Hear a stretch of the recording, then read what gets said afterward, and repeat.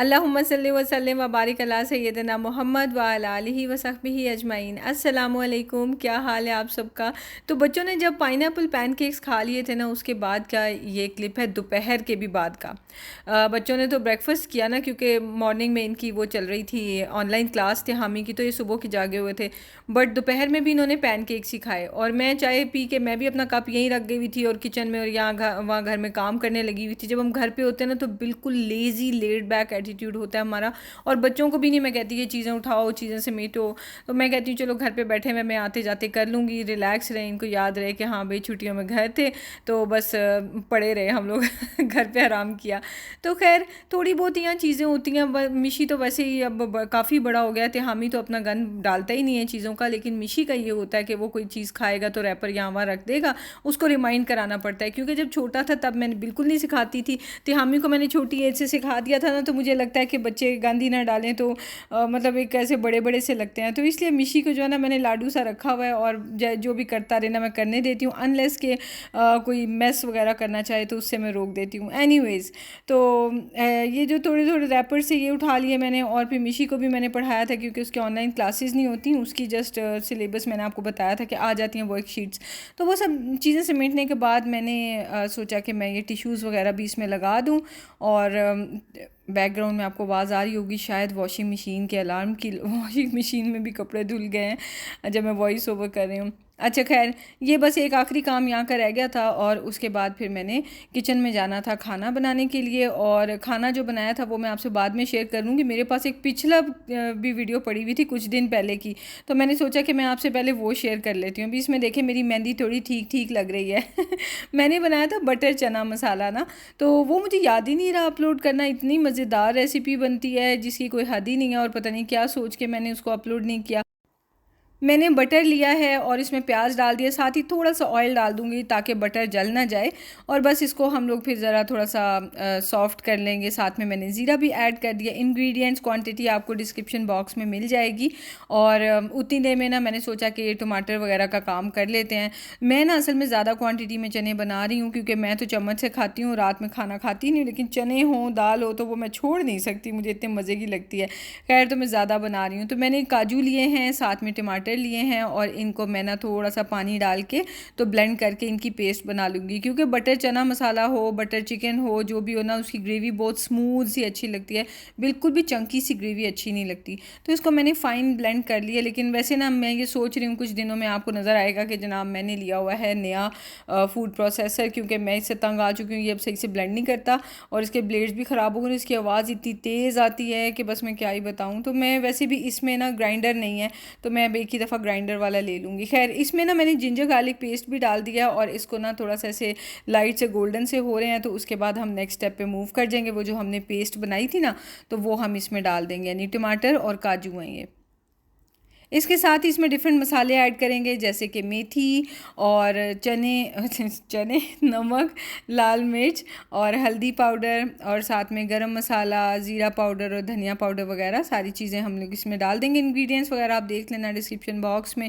और इसको फिर हम पका लेंगे अच्छी तरह से। हमने इसको ना इसका ऑयल, पानी भी ड्राई हो जाए, ऑयल ऊपर आ जाए, इसका कलर चेंज हो जाएगा और भुना हुआ हो जाएगा ना, तो बड़ा फिर मज़े का लगेगा।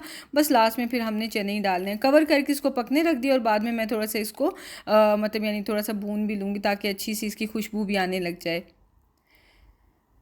तो इस तरह की ये लुक आती है और ग्रेवी इसकी बहुत रिच और क्रीमी होती है। इसको फर्दर हम क्रीमी भी बनाएंगे। अगर आपने चना मसाला बनाने पर आपके पास काजू नहीं है तो कोई बात नहीं, आप स्किप करके तो उसके बगैर भी बना सकते हैं। कोई इतना हार्ड एंड फास्ट रूल नहीं होता जितना हमने बनाया होता है। ऑथेंटिक रेसिपी, ऑथेंटिक जो चीज़ आपके किचन में बन रही है ना, वो आपकी तरफ से ऑथेंटिक ही है, ठीक है ना, ये बात जहन में रखना। अच्छा खैर, मैंने इसमें ना चनों के 4 कैंस डाले हैं। मैं चने लेके तो आई हूँ कच्चे वाले, लेकिन मेरे पास इतना घर में काम होता है, प्लस मैं मतलब वर्क फ्रॉम होम वाली सिचुएशन है ना मेरी, के चैनल भी है, उस पर भी काम करना होता है, फिर वेबसाइट होती है, फिर मेरी ट्रेडिंग होती है, मेरे बहुत सारे काम है अल्हम्दुलिल्लाह।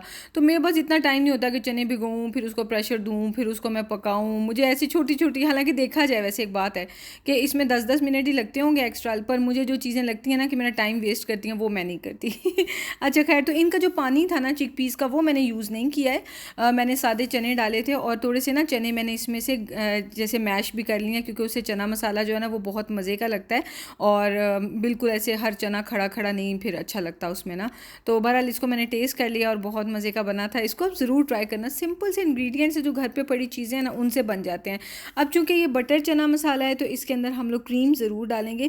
क्रीम आप जो दूध पे से मलाई होती है ना वो भी उतार के डाल सकते हैं, उसको बस थोड़ा सा ऐसे हल्का सा ब्लेंड कर लेना, बटर ना निकले, बस जस्ट ब्लेंड कर लें ताकि उसके चंक्स ख़त्म हो जाएँ, या है वो उसको बीट कर लें हाथ से।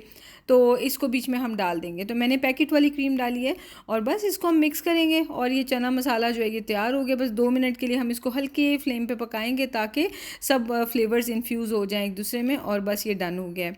लास्ट में मैं इसके अंदर डाल दूंगी धनिया, जो कि मैं एकदम दिखाना भूल गई, और साथ में हरी मिर्चें। हरी मिर्चें वैसे काट के डाली जाए ना तो वो बहुत मज़े की लगती हैं, पर मैं ऑब्वियसली इतनी ज़्यादा स्पाइस नहीं डालती हूँ। बटर चना मसाला तो तैयार हो गया। इसको आप नान से खाएं, पूरियों से खाएं, या लच्छा पराठा होता है उससे, तो उफ़ क्या ही मज़ा आता है। तो बहुत ही मज़ेदार है, ट्राई ज़रूर करना।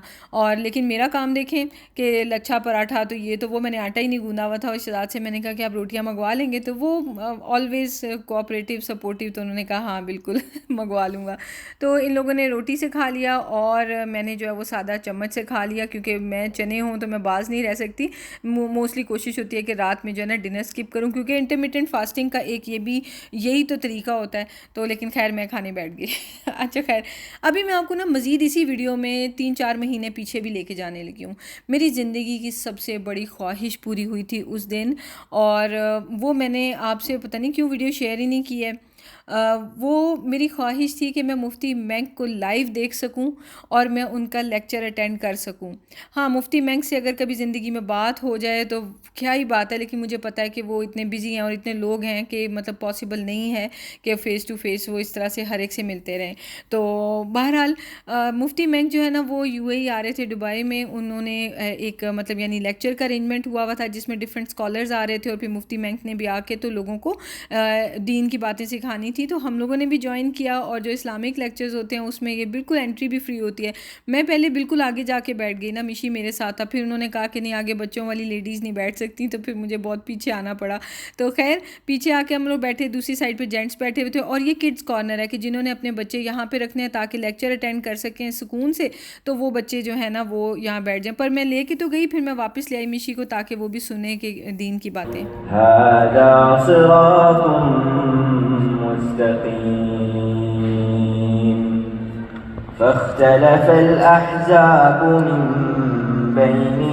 माशाल्लाह से छोटा सा बच्चा था, तिहामी जितना, और इसकी बहुत खूबसूरत किरत थी। और तिलावत स्टार्ट हुई, उसके बाद क्विज़ शुरू हो गया। इस्लामिक रिलेटेड क्विज़ था लेडीज़ और जेंट्स का, और एज़ यूजुअल वेमेन जीत गई। और उसके बाद आए ग्रैंड मुफ्ती ऑफ यूएई, और आप सुने ज़रा कि उन्होंने हमें सबसे पहली बात क्या सिखाई। अस्सलामु अलैकुम व रहमतुल्लाहि तआला व बरकातुहू। You were more eager to participate in the quizzes than replying to the salam.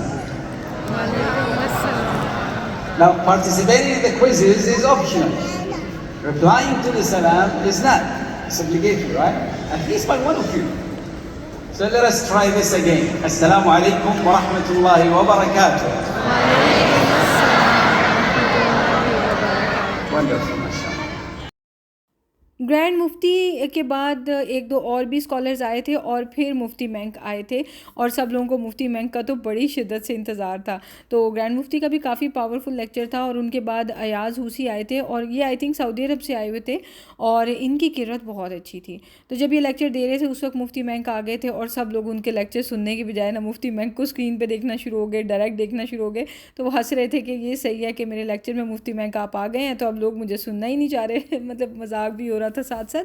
तो खैर बहुत अच्छी इनकी किरत है, ज़रूर आप देखना। और मिशी को तो मैंने अपने साथ ही बिठा लिया था। पहले मैं लेके गई थी कि जिन्हें प्ले एरिया है तो वहाँ बैठे, लेकिन इतनी रहमतों भरी महफिल थी जिसमें अल्लाह का जिक्र हो रहा था, हमारे नबी हज़रत मोहम्मद सल्लल्लाहु अलैहि वसल्लम का जिक्र हो रहा था।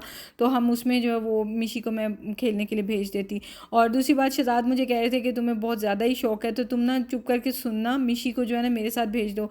पर मुझे उस चीज़ पर तसल्ली नहीं थी। मैंने कहा कि तिहामी भी बहुत शौक़ से मुफ्ती मेंक को फॉलो करता है, तो तिहामी ताकि सुकून से सुन सके, वरना मिशी उसको डिस्ट्रैक्ट करता रहेगा, हर बात में बोलता रहेगा, तो तिहामी जो है ना वो फोकस नहीं कर सकेगा। मैं तो यूट्यूब पे भी देख लेती हूँ, लेकिन तिहामी कहाँ यूट्यूब पे लगा के इस्लामिक लेक्चर्स देखता है, वो तभी देखता है जब मैं उसको लगा के देती हूँ। Allah subhanahu wa ta'ala has kept their presence in खैर नेक्स्ट आए हमारे फिर मुफ्ती मेंक, जिनका हम सब को इंतज़ार था। तालियों से ना पूरा हॉल गूंज उठा था मुफ्ती मेंक के लिए, एक्साइटमेंट और बस नेक्स्ट लेवल थी।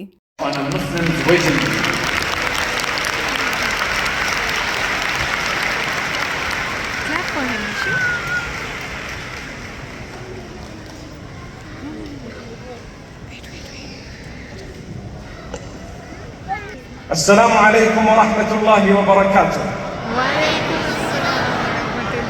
Bismillahi walhamdulillahi wassalatu wassalamu ala rasulillahi wa ala alihi wa sahbihi ajma'in.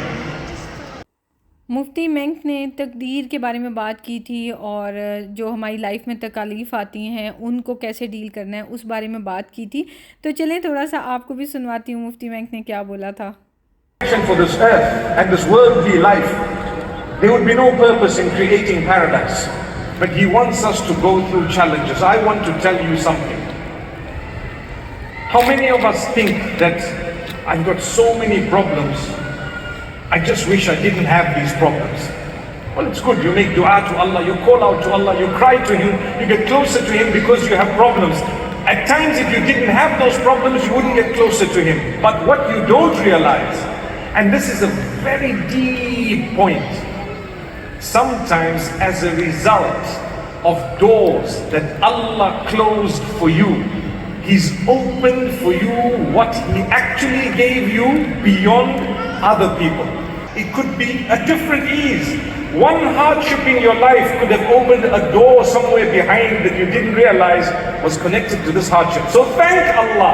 If you can manage what Allah's put in your direction while asking Allah to alleviate it and working towards its alleviation, keep thanking Him, because it's only if you thank Him that you're going to get more. Many of us don't realize Allah put a problem in your life that you can manage. And there's nobody on earth who doesn't have a problem. So Mufti Menk के इस lecture के बाद वो हुआ जो मैंने अपनी ज़िंदगी में नहीं सोचा था कि मैं होते हुए देखूंगी, और मैंने एक्सपीरियंस किया और ये लाइफ टाइम एक्सपीरियंस था। और इतने मेस्मराइजिंग किस्म का ये व्यू था जो हमें सामने नज़र आ रहा था। वो क्या था कि एक फ़ीमेल और 2 मेल्स ने इस्लाम कबूल किया और मुफ्ती मेंक ने उनको कलिमा पढ़ाया। तो मैं आई वॉज़ ऑस्ट्रक, मतलब मैं नहीं आपको एक्सप्लेन कर सकती कि मुझे किस तरह मैं क्या सोच रही थी या क्या नहीं सोच रही थी। मुझे समझ ही नहीं आ रही थी कि क्या हो रहा है, लेकिन बस मैं बिल्कुल हैरान परेशान थी कि मतलब मेरे इतने नसीब के मैं ये सब कुछ देख रही हूँ। तो बाद में शहजाद ये भी कह रहे थे कि ऑथेंटिसिटी इसकी, खैर शहजाद को भी क्लियर नहीं है, मुझे क्लियर नहीं, तो आप अपनी रिसर्च ज़रूर कर लें। लेकिन शहजाद बोल रहे थे कि मैंने सुना हुआ है कि हदीस है कि जो लोग इस महफ़िल में बैठे होते हैं जहाँ पे लोग मुसलमान होते हैं, तो जो महफ़िल के पार्टिसिपेंट्स हैं उनको भी सबको इतना ही सवाल मिलता है कि जैसे उन्होंने। तो इसकी authenticity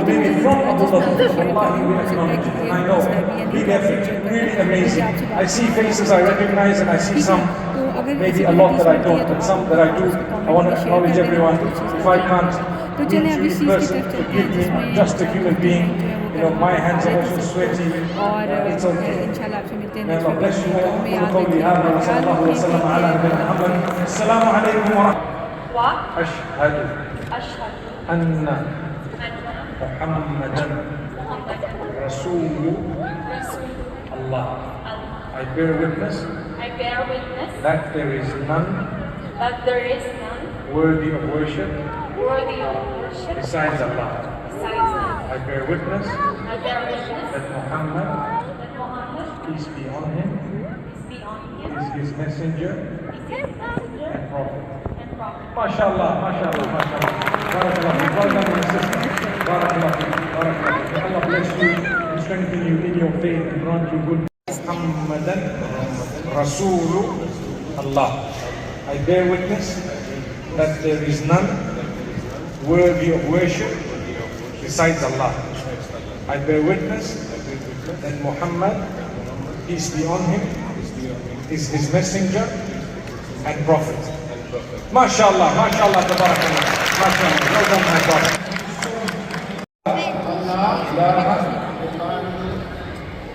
إله إلا الله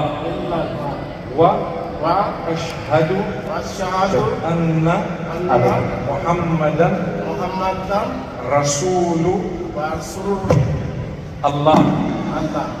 is his messenger, is his messenger His messenger and prophet. and prophet.